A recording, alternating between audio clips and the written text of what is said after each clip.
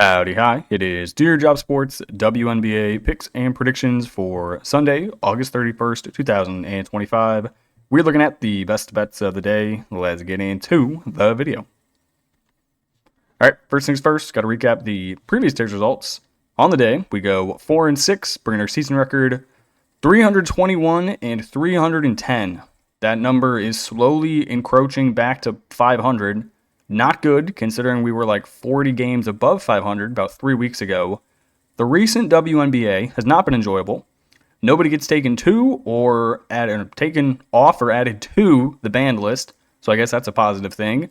I'm going to recap these, then we'll get on to the two games we got for tomorrow. So, game one, we saw the Connecticut Sun at home versus the Minnesota Lynx.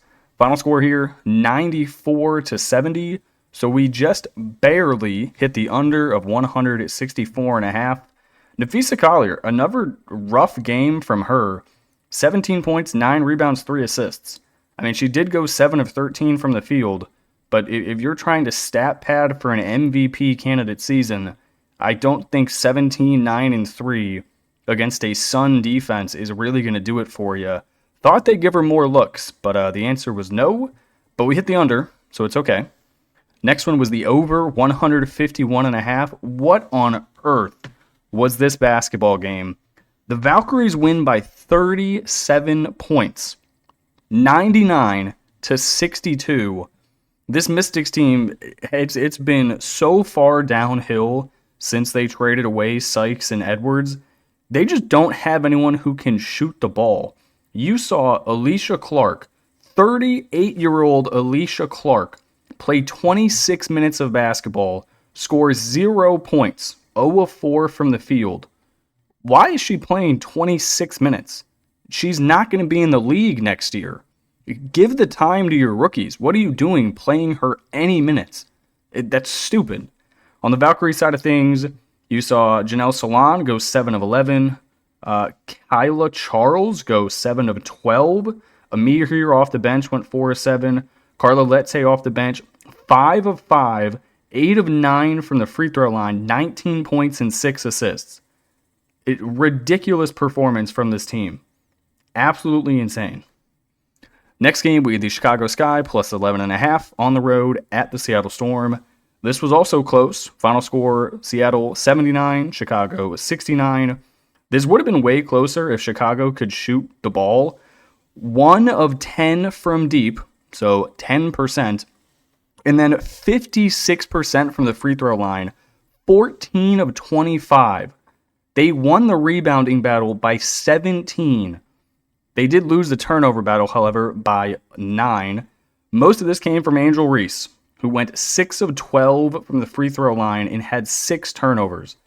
Yeah, she had 20 and 10, but does it really matter if you're 50% from the free throw line and have 6 turnovers? Also, Rachel Banham, 1 of 4. I don't know why you're in the starting lineup. Kia Nurse, 1 of 6. I don't know why she's in the WNBA. I feel like I say this every single time. She is atrocious. 35% from the field for Kia Nurse this season. I don't even know how that's possible. And she's only 29, so we'll probably see her on some expansion teams rostered next year.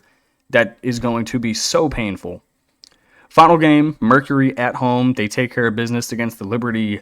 The Liberty are going to get bounced in the first round of the playoffs, and it's not even going to be a competition.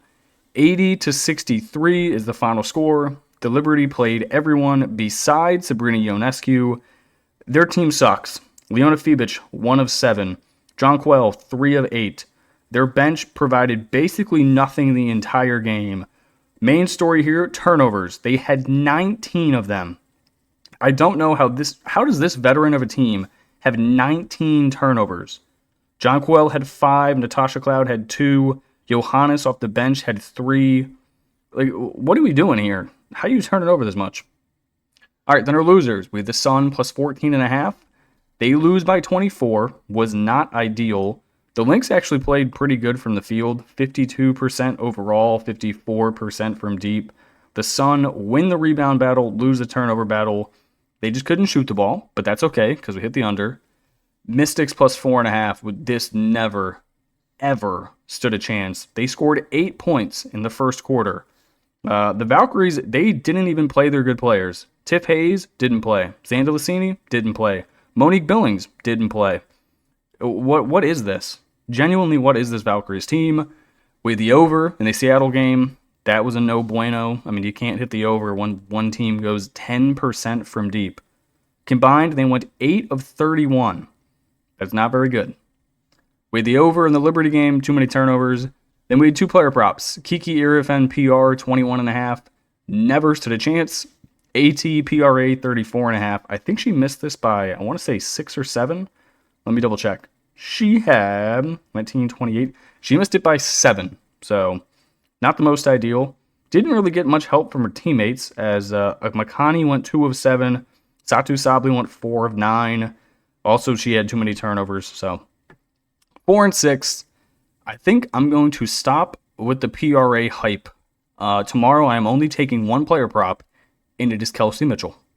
All right, that's the recap. Let's get on to the absolute horrid games we have for tomorrow. All right, so right off the bat, I have to immediately complain. Why are we having 2 teams play back-to-back games Saturday, Sunday? Someone make that make sense. What? One of them is traveling. The Valkyries are back-to-back at home. What is this? Who on the schedule looked at this and said, yeah, this is a good idea. We should definitely have these teams play back-to-back. I like this. This is good. Anyway, I'm going to take the Sparks minus 7.5. I'm going to rock the over 171.5. Yes, I hear you barking, big dog. The Sparks are on the ban list, and normally we do abide by the ban list rules, which is you cannot bet that team or player. But exceptions have to be made when the Mystics are in a back-to-back, and they just lost to the Valkyries by 37. So I will reluctantly take the Sparks. I will confidently take the over. Like I said, Mystics just got absolutely tattooed. I'm talking straight to the ass cheeks tattoo. They're horrible. Ever since they traded away Sykes and Edwards, they're not a good team. J.C. Sheldon isn't even healthy enough to play. Alicia Clark is 38 and can't score. Sure, you got draft picks for the next 2 seasons. The WNBA might be in a lockout next year, so I'm not really sure what good a draft pick does when you're not going to actually have a season. This team is horrid. They are so bad. Sparks, they're not much better. 17 and 20 on the year. They just lost a 1-point home game to a Fever team who don't have any real point guards. Their coach, Lynn Roberts, she should have been fired a month ago. She's somehow still in the WNBA. I don't know how you have this talented of a roster, but your record is sub 500. They're almost definitely not making the playoffs, especially if the Valkyries win tomorrow. They have to hope the Storm lose out, and then they win out, and then maybe they can make it. Both of these teams suck. Both of these games are horrible. Next one, Fever. I'm taking them minus 1.5 on the road at the Valkyries. This is twofold. 1, the Valkyries are in a back-to-back. 2, I despise the Valkyries. So, both of those things being said, give me Indiana. All right, Fever coming off of an impressive win on the road at the Sparks. This is their middle game in a 3-game West Coast road trip. I'm pretty sure their final one is at the Mercury. Not really too concerned about tired legs. They surprisingly got a day off in between the Sparks and Valkyries game. Valkyries bout to back. I don't see who on this Valkyries defense is going to be able to stop Kelsey Mitchell. Yeah, you already know I don't like this Valkyries team, though. They just destroyed the Mystics.